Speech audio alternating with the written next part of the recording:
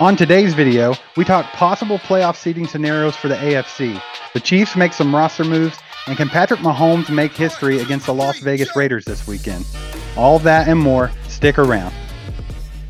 So with this unprecedented time in the NFL, there's a lot of big changes happening in the AFC and how we can possibly get to this playoff seeding. Steve, they've thrown out a lot of different scenarios. I haven't read many. Do you care to enlighten us on the scenarios? I just see what people are saying and talking about, the possible scenarios people are throwing out. I don't think the NFL has officially said we're going to try this or this. It's just hearsay. But yeah, they definitely said that the Bills-Bengals game is not going to be finished. So they're not going to finish that game out. So they're going to have to come up with something. Some of the possible scenarios that I've read is that they're going to actually just do like a lottery where they're just going to draw a number for the seedings. There's also one where they say that they're just going to call it a tie, which would not affect playoff seeding from before that game. It probably stay in Buffalo's favor. There's also a scenario where Buffalo has to forfeit the game, which would give the Chiefs the edge if they go ahead and beat the Raiders this weekend.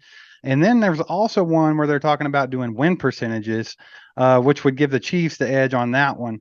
They have talked about making the Chiefs take a game off of their schedule and then do the percentages, but that doesn't make much sense to me. In that case, they would have to like draw which game came off. If they didn't draw one of the three losses that they have, they would still not get the one seed. So all of it seems really weird. And I know it doesn't really matter in the big scheme of things because everyone knows that, DeMar Hamlin's health is the main thing here, and it really shouldn't matter what the playoff seeding is. But I mean, it has been a long season. Players put a lot of hard work in, and you hate to see all that work come down to a lottery. Like we're just going to draw a number or something like that. I think there needs to be more rhyme or reason to it. And I have faith that the NFL is going to do the right thing and they're going to talk about it and they're going to come up with something that's fair for everybody. Yeah, I think the one I dislike the most is the lottery. I don't see how you can go to just drawing a game. The Chiefs have won 13 games and only lost 3 to this point. I think the odds are very much in the favor. You're going to draw a win out of the hat and just throw it out. And that Right. makes some random game, possibly a division game, not count. That just doesn't make sense. What if you draw out in that scenario, what if you just go ahead and take 3 wins, 3 losses, and just put 6 games in the pot, give it a 50-50 scenario? I would be okay with that. But going 13-3 and drawing out from all 16 games, that doesn't make sense. Even though the 50-50 scenario still seems a little weird, that's more fair in our favor, I do believe. Right. I mean, if you really strip it down, the fact of the matter is those teams both decided they're not finishing this game out with good reason. I'm not saying that they should have played the game out. I think that they made the right call by pulling their teams off the field and focusing on DeMar Hamlin. But in the big scheme of things, they decided not to play the game. So it's almost like forfeiting, or, both teams can't take a loss. Both teams can't take a win. They could do the tie, which would kind of leave things the way it is. I think that might be the one that they go with more than likely, because I don't think that affects the playoff seeding. If they have a tie, it just means that Buffalo, if they win next weekend, or if they win this coming weekend, they secure the number 1 seed. If they lose, Chiefs win, Chiefs get it. That's probably what they're going to go with if I had to guess. Yeah, this is all kind of confusing, to be honest. Like, I'm barely following you right now. this is crazy. I can imagine what people are saying, but this is just weird times right now. We don't know what we're doing. Hopefully it just all plays itself out. Something happens to where it just, hey, it comes together nicely. We don't have to go into any of this crazy Look, stuff. man, if DeMar Hamlin's getting better and he were to make a recovery, none of this matters whatsoever. Who cares about the playoff seeding? So we'll see how it plays out. I'm sure the NFL will do what they think is fair and right to do. There'll always be people that won't agree with it or think it's stupid, and it could be one of us that think that that's a bad idea. But like you said, man, this is uncharted waters, and they just have to do what they think is right. And let's just hope that they do something fair and something that works. And let's just go ahead and get these playoffs over. I mean, if you want to win, the Super Bowl, it don't matter how it plays out. You have to take care of business regardless, whether you're the 1 seed, 2 seed, and so on. So let's just go ahead and move on, man. Mecole Hardman is back in the mix. They finally activated him at the very last minute today, right before the deadline. So that means they're planning on probably using him before the playoffs are up. So I haven't heard much about an update on his injury, but this is a good sign. Wouldn't you think? Yeah, 26 minutes before the deadline hit, we went ahead and activated Mecole Hardman. That was a buzzer beater right there. But of course, it was all planned. It was strategy. It wasn't like they were making a decision up to the last minute. I don't think that was possible. I think that's just when the paperwork went through. They did have to cut offensive tackle Garen Christian. I don't know how many snaps he's actually played for us, if at all, this year, but he is a pretty good backup option. He may end up getting re-signed, just like we re-signed Jerry and Ely. We cut him earlier in the year, brought him back. So, yeah, those little practice squad players and everything back and forth, they move. You got to make the pieces move to make it fit. But yeah, Mecole Hardman was at practice today. He was limited. Sky was there. He was limited again as well. Joe Tooney was also limited a little bit today. Sneed was limited. So all of our injury concerns are kind of coming together. They're limited, but they are practicing. The one that concerned me the most was Harrison Butker. He set out of practice all day Wednesday with back spasms, Steve. This special teams thing's not going away. No, it's been a sore spot for the Chiefs all season. And yeah, heart goes out to Butker because back spasms suck. I mean, I get them all the time. They're terrible. But it's just one thing after another with Butker. You know, he had the ankle injury, and then he's been struggling all season, and now this comes into play. This is the first I've heard of any back issues with Butker. So hopefully this is not, hopefully it's just a one-off thing. But man, I would like to see Butker improving, and then of course the relationship with Townsend and all that, like all that needs to be worked on and lined out because special teams has been a sore spot. So let's just go ahead and talk about that right now because that could be a factor in the playoffs. If our defense is firing all cylinders, our offense looks usual, normal, good. Could the special teams be that spot that comes in and blunders it up, or can they just be solid and we can make a Super Bowl run? Yeah, I think all of Chiefs Kingdom's concerned about these special teams blunders. This seems to be the thing that could be our Achilles heel going into the playoffs. A lot of it's the kicking game, but we've seen Butker is just he's had an injury riddled season this year. It's just there's no way around it. We've tried to place the blame on Townsend. I think it's a little bit unjust and unfair. I think it's all just Butker. I think he's just struggling right now. Hopefully he can get healthy and get back and, he starts to look better towards the playoffs. But there are some bright spots here. We've had Najee Johnson come on in the last few weeks. Against Denver, both games, he had 2 solo tackles on special teams. That gives him 4 solos and 2 assists in the past few games. That's another Brett Veach 7th-round pick that is contributing. I think the other concern, though, with the special teams is the punt return game. We started with Sky Moore. He kept fumbling the ball. They kind of went to Justin Watson. He kind of corrected the ship. You felt comfortable with Justin Watson. Now we've switched it over to Kadarius Toney. He looks more explosive and looks like he can make the big play. He could take it to the house at any time. But we also seen a little bit of a blunder last week against the Broncos. He fumbled there, giving them a short field, put 7 on the board. What do you think about that special team, Steve? Do you think that we need to go with Kadarius Toney, keep it, or do you think Justin Watson is the safest pick and maybe in the playoffs we should just stick with Jay Watt? Personal opinion, I say right now, let's just stick with Kadarius Toney. He had 1 fumble, but that could have happened to anybody just trying to gain yards. So let's go ahead and let him keep doing what he's doing because he does offer you a lot more explosiveness, a lot more big play ability than Justin Watson does. Now, if you want to play it safe, go with Watson, which that might be the smart move, just to play it safe. Like I think special teams can only hurt this team. I don't think they're going to help it much, like getting return touchdowns and things like that. But I think if they just play solid and do what they have to do, that the offense and the defense can take care of the rest. So they just need to stay out of the way. One other option is a guy that they just signed back to the practice squad, and that's Jerry and Ely. He was returning punts all during camp and everything, and he looked good at it. And he's super fast, and he gives you that big playmaking ability like Kadarius Toney. Maybe not to that extent, but he has more than probably Watson does. But I don't think they're going to put in a practice squad player just to do the punt returning. But maybe that's something they could look to in the future, like maybe next season. Let's go ahead and squash this thing. We can have a guy that, he's a return specialist. Yeah, I think if it were me going into the playoffs, if I were Dave Tobe, I would take the safe option and I would put Jay Watt back there and let him do it.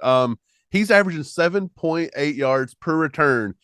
Toney and Sky Moore both averaged about 6.1, 6.2 respectively. So I don't think they're really going to house it at any point. So my big thing is I want a guy that makes quick decisions. I want a guy that, you make the right call when it comes to taking a fair catch. You let it bounce inside the 10 or whatever you do. I just want a guy that makes the quick decisions and he just catches the ball and he secures it. We don't have to return it, like you said. We don't have to make the big play. Let's just get our offense on the field and don't give the other offenses another cheap possession. And so that reasoning, I think I would take Watson going forward, if nothing more, just to be safe. Also, Yeah, I Kadarius think Toney, I don't want the injury. Yeah, I was getting ready to bring that up. I was getting ready to say injuries are a concern as well. Kadarius Toney seems to be an injury-prone guy. It's just all there is to it. It's a fact. I mean, ever since he's been in the league, he's had some kind of injury issue.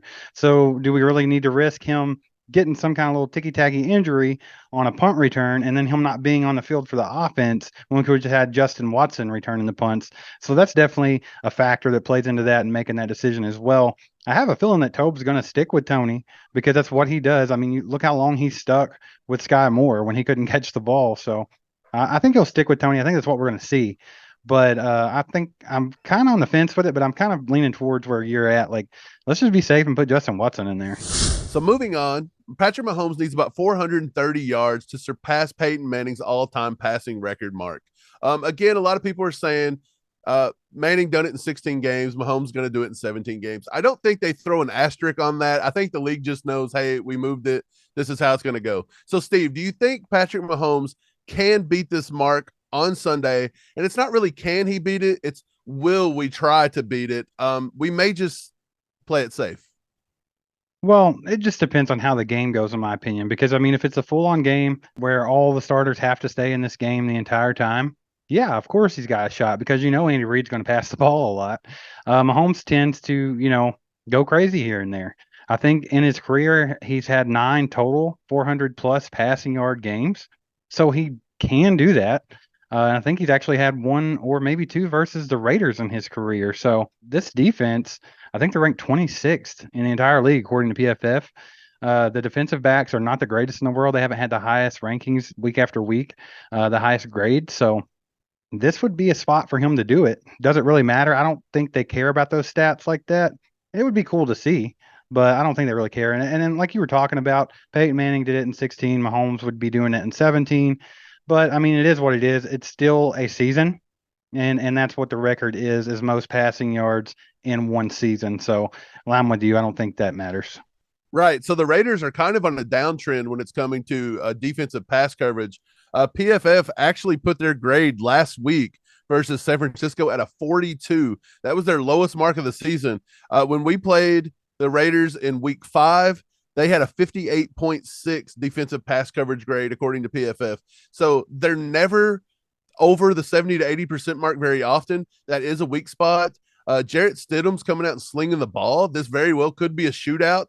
It is possible. I got some stats brought up. You mentioned 9 times in his career, he's actually surpassed 430 yards, which is the mark, 5 times. He done it in 2018 against the Rams. He had 478 yards. He also did it in 2019 against the Raiders, 443 yards and 4 touchdowns. He's done it against Tennessee twice and Tampa Bay once back in 2020. So Patrick Mahomes has hit that 430 mark at least 5 times in his career. He could do it, as you said. He did do it against the Raiders in 2019. It is a possibility. This could be a shootout. It's all going to come down to whether or not our defense wants to play. If our defense can stop Jarrett Stidham and stop this Raiders offense, then we're not going to have to put that many points on the board, and we may kind of give Mahomes and the offense a little bit of a rest in the second half. Yeah, but there have been games where the defense is playing well and going on good streaks, and we still continue to push and push and push and score a lot and pass a lot. So it's a possibility. Like I said, it's a pretty tall task to ask. It just shows you what kind of player Patrick Mahomes is, though, and what kind of quarterback he is. How many quarterbacks in the history of football, if we were talking about this, was like, man, they need 430 passing yards this game? There's not very many guys that you're going to be like, yeah, they could do that. There's not that many if you go back through history. So, I mean, that just shows you the company that Mahomes is keeping. And he's still a young guy, man. He's got a high ceiling. There's so much stuff we've talked about he can work on. And he's hopefully got a long, safe career to go. So, I mean, I'm excited for Patrick Mahomes, man. You have to love that he's a Chief, dude. Everyone else in the league has to be jealous, right? Yeah, it's a very short list of who could get that 430 in a game. I could probably think of maybe 10 to 15 off the top of my head. Rodgers, Brady, Yeah. especially if you're talking active, there's only a handful. Right. I mean, you could go Drew Brees, you could go Brett Favre, Dan Yeah. Marino. There's plenty Hey, that could Manning. probably do it that would have an opportunity. I would have almost taken Big Ben back in his prime, could have maybe got to 430. It's just one of those things, though. But with the talent and the way that they said that we were depleted this year, just seeing what Patrick Mahomes has been able to do, he's even completing balls to himself at this point. That's how bored he's gotten of this league. It's funny because we always talk about how everyone makes Patrick Mahomes. He's kind of got this other standard that no one else has. And we'll call that out. But the thing about it is we do the same thing to him.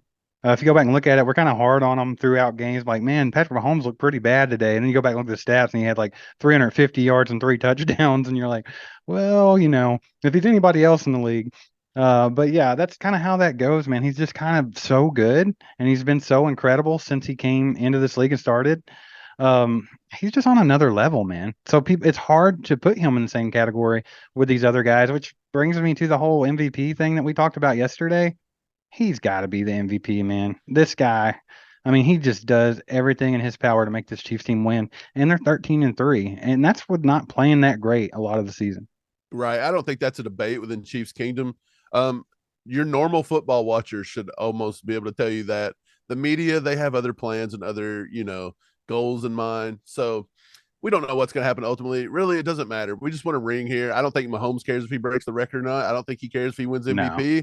We're trying to get another ring, and that's all that counts. Yeah, so we could go on and on about this MVP race, but we actually talked about it yesterday in this video right here. So make sure you catch that, get in the comments, let us know what you think. Hit that like button, hit that subscribe button, hit the bell. Keep praying for Damar Hamlin, and we'll be back tomorrow with more on your Kansas City Chiefs. There goes a sight from my soul.